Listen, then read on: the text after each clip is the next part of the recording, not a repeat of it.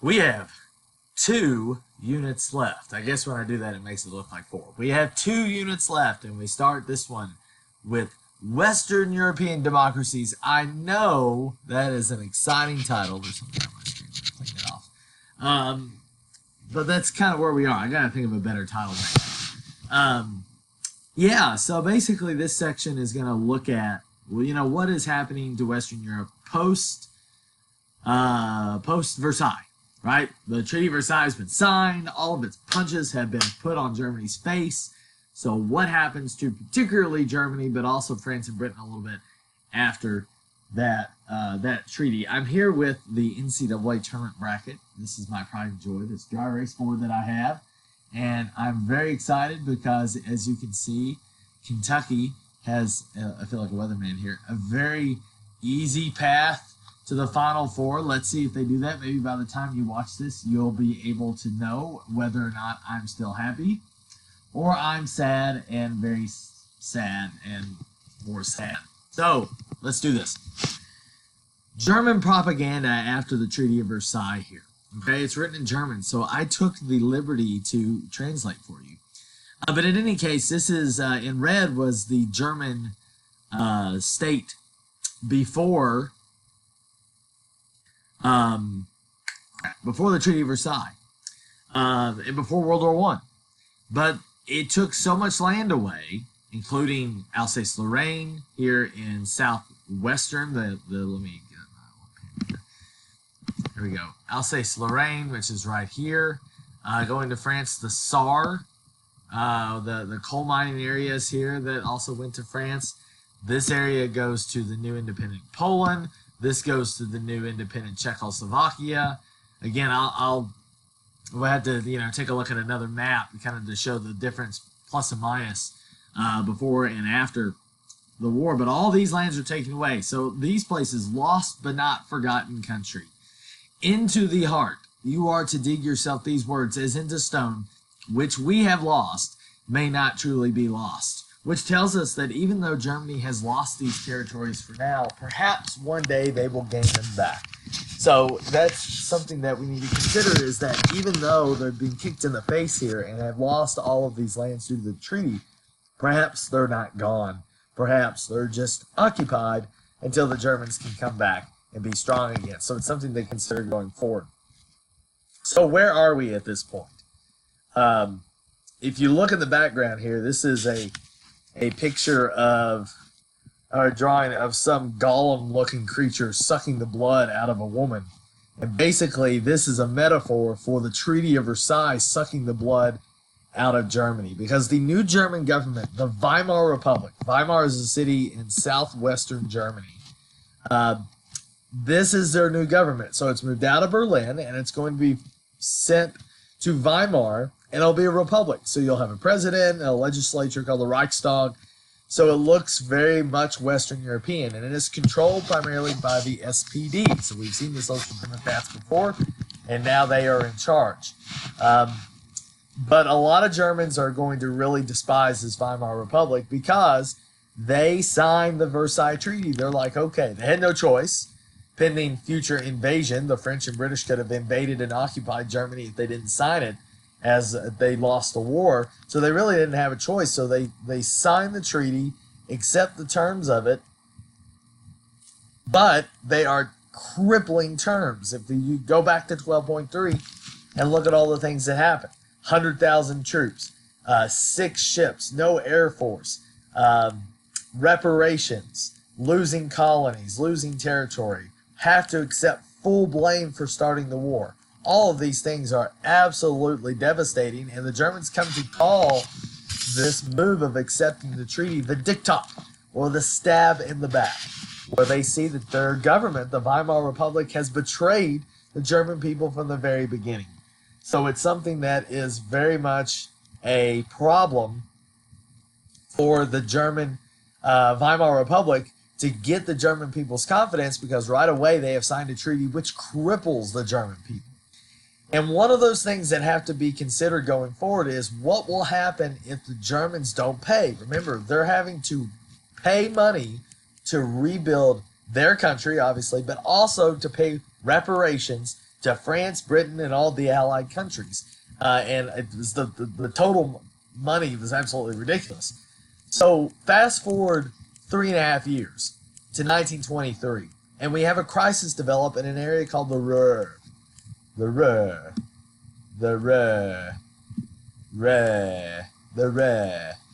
In the Ruhr, Germany, well, not in the Ruhr, but in everywhere, the Germans, by 1923, are failing to pay the reparations on time. So basically, France is going to invade. I don't like the lighting. Let me go back. Okay, this is better.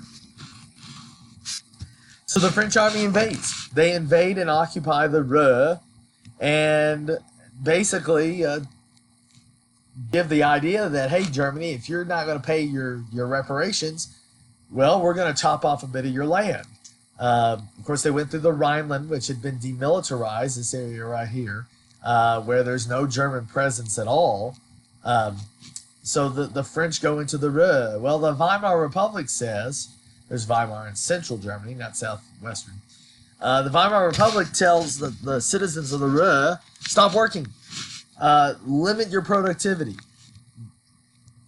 You know, respect the French's presence there, but disobey their presence by not working for them if they try to seize local factories, coal mines, and the like.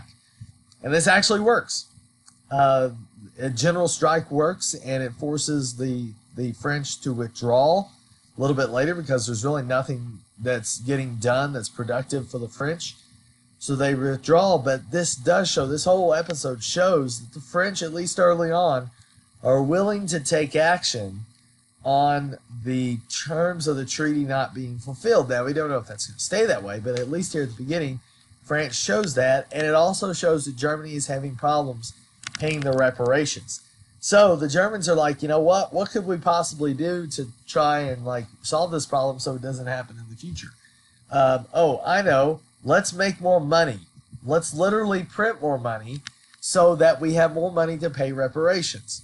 It was a gamble because of the stupidity behind the decision. Now, I need some money. I'm a wall. Okay. Where is my money? Where's my monies? There's my monies. Okay. Got my monies.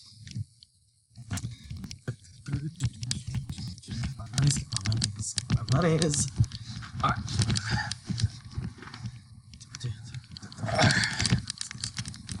Okay. Yeah. So, here's the idea. Say hello, Abraham Lincoln. Hello, Abe. Did you know he's from Kentucky? Okay. Abraham Lincoln. Our money today, there is this note here right under the seal. It says, this note is legal tender for all debts, public and private. Yep, that's what it says. We recognize that this piece of paper has inherent value, right? Our society recognizes that. The way that it used to be, okay, before for America, I think it was before 1971, is that we had, let's say, $5 worth of gold that could back up this paper bill. Now we put value in the paper, but back when you're on called the gold standard, where your money is backed up by its weight in gold, then this has proportionate value to the gold that you have. Print more of these, right? You print more of these and not change the level of gold, then the value of this goes down, right? Does that make sense? I'll post a video that explains it a little better. You print more of these, the value of these goes down. The Germans were on that gold standard. When they printed more of their bills, marks as they were called, the value collapses.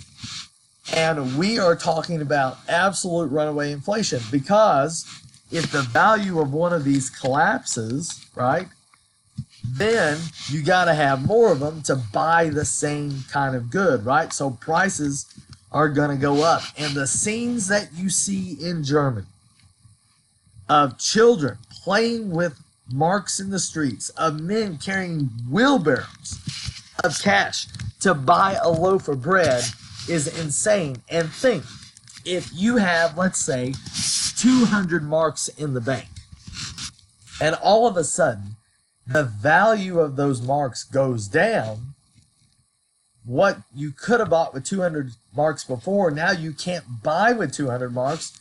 You have lost basically all your savings. So let me show you some examples. In the streets, you have men shoveling up marks. I guess that's not a shovel, that's a broom. Sweeping up marks. Women in their homes actually burn marks because the value of all these marks right here are less than coal. All of that wouldn't have been enough to buy coal at that point. Here's the same story of a woman in her home using the marks as a heat source because there's not enough value in what she has there to be able to buy what she needs to provide warmth. Take a look at this. Hyperinflation is what we call it. And it was due to the mass printing of marks to try to keep up with their payment of reparations. November 1918, at the end of World War I, it cost 1 mark to buy a loaf of bread.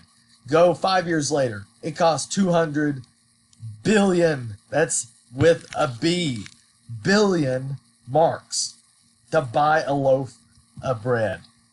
The price of a mark per dollar in 1920, 64 marks per dollar, American dollar. That's not really good. But by 1923, 4.2 trillion, baby, 4.2 trillion marks to buy and to match the value of $1, American dollar. What the heck? And for the German middle class, for bourgeoisie in Germany who had their savings, this is the end, right? I mean, you have lost everything you have. The marks are still there. The physical marks are still there in the bank. But what they're worth, it's terrible. And economist John Maynard Keynes, who we talked about a little bit at the end of World War I, the Badeo, he says the inflationism of the currency systems of Europe has proceeded to extraordinary lengths. The various belligerent governments, unable or too timid or too short-sighted to secure from loans or taxes the resources they require, have printed notes for the balance. That's a question. Why didn't the Weimar Republic just raise taxes to get more money? Well, think about it. Everybody hates them, right? So the worst thing a government can do when not having the support of the people anyway, as the Weimar Republic didn't have because they signed the Versailles Treaty, is to raise taxes. Okay? Why don't they just ask for loans? Because everybody hates Germany. Nobody's going to pay Germany money to pay them back, right? So the only way that the German government, the Weimar Republic, thought to fix this problem was to print more money, and it results in scenes like this. Well, clearly this is not good for anyone else because this is causing maybe the German people to riot, perhaps revolution, communist revolution like in Russia, perhaps coming in. You don't want any of this. So countries will decide, you know what, maybe there should be something that we should do to help. But before that happens, there actually is an attempted revolution. And it starts in a bar, in a beer hall in the city of Munich. And there is this disgruntled World War I veteran in Germany who's gotten involved in politics. His name is Adolf Hitler. This young man takes over a bar. It's a beer hall Putsch. Putsch means rebellion in Germany.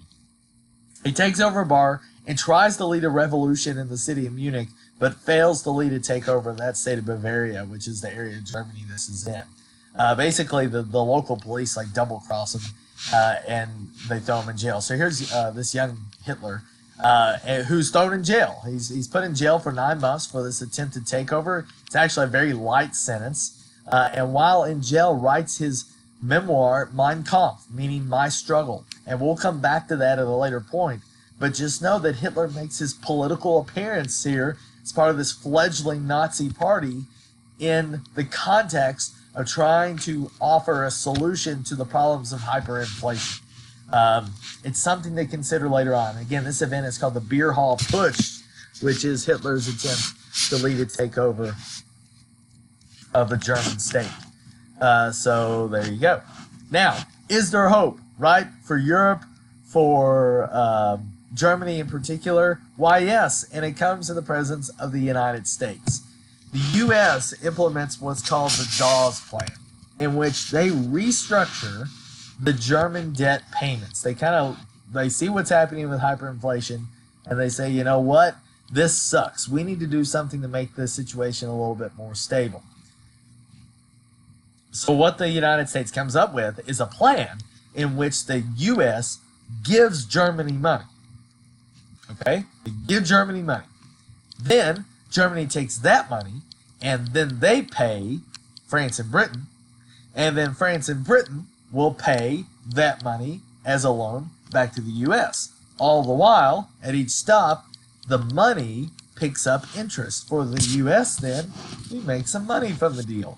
For Germany, it restores their reparations payments to France and Britain, who are happy, and France and Britain, then, of course, they pay back the U.S., so with interest. So everything's kind of moving again in terms of the economic reparation payments, and this starts to help the problem of hyperinflation, and the Germans can kind of get a hold of that as best they can. So everything's looking great. By 1925, people are feeling better. And we have a foreign policy agreement called the Locarno Pact. And what this decision was is that Germany and the European nations, primarily France and Britain, agree to settle their disagreements peacefully. And Germany agrees to come back into the international scene. France and Britain say, all right, you've caught some lumps, you've gone through some hard times, because of World War I. It's time to come back. And Germany is invited into the League of Nations. So this is a very kumbaya type thing. It's called the spirit of Locarno, which is this cooperation which is developing after hyperinflation and after, obviously, World War I. So things are looking better, okay? Reparations are being paid. We have the spirit of Locarno, cooperation and diplomacy. Things are looking great. Well, then it falls apart. And you have all the stuff on there, so I'll just go through it. England itself and France to a degree had seen mass unemployment during the 20s, where their economies are kind of struggling to pick back up after World War I. So you've got some issues there as well. But then things really start to collapse with the onset of the Great Depression. Now, I have a video that I'm going to attach that I think you should check out because it's really good talking about the causes of the Great Depression. But know that the major issues here in terms of the causes, I'm just going to sit down, I'm not just wandering around. The big causes here is that, first of all, it's a U.S.-led event. Okay, so any country dependent on the USA are going to be hurting as well because of this. The biggest issues, I think, were the overproduction and speculation. And again, that video can kind of make clear is that what you have is the case of American economy that is kind of overproducing. You have companies making goods for people that eventually will not need them.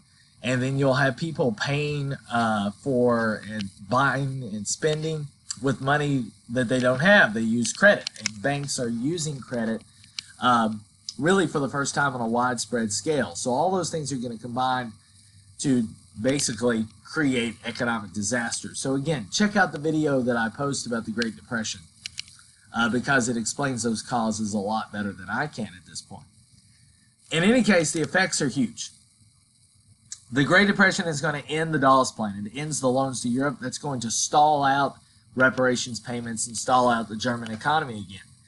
And then with such struggles, and this is the big thing, with such struggles in the economy, it's going to lead to opportunities for fringe parties to suggest solutions. We're talking communist parties, but we're also talking about these new parties called fascist parties. And we'll talk about fascism here soon. But what the Great Depression did is it showed that democracy might not be the answer and that there are alternative ways of looking at political structures that might be worth exploring. So what you have in France is this form of this group called the Popular Front, which is basically all the other isms that we've talked about, conservatism and socialism, liberalism, all of those working together to try and fight these extremist movements which are threatening the stability of these democratic countries. Okay, so that's one thing to understand, is that with the Great Depression, it now brings other fringe groups like the Nazis back into the fold, and basically allows them to say, you know what, this democracy capitalism business, it's not working too well.